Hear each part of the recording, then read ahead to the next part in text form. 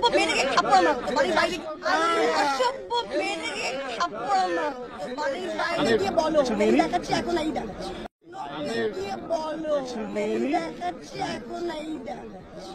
অসভ্য মেয়েটাকে থাপ্পড় মারো, এবার এই কথাই জনসমক্ষে বললেন কৃষ্ণনগরের শাসক দলের প্রার্থী মহুয়া মৈত্র।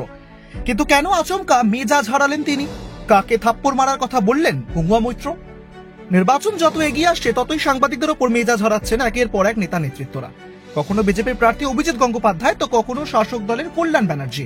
আর এবার সেই খাতায় নাম লেখালেন কৃষ্ণনগরের তৃণমূল কংগ্রেসের লোকসভা নির্বাচনের প্রার্থী মহুয়া মৈত্র।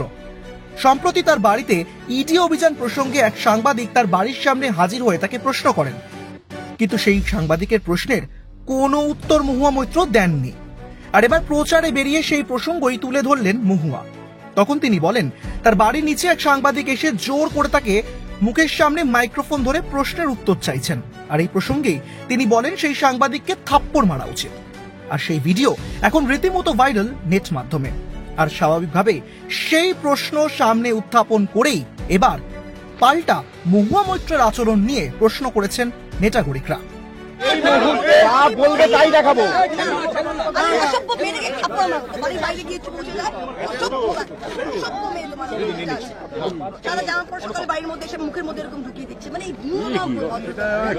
কি বলবো তোমার আমি, বলো দেখেছো তো ভিডিওটা? আমি বলবোই না কিছু, গিয়ে বলো এই দেখাচ্ছি এখন এই দেখাচ্ছি। এক ঝলকে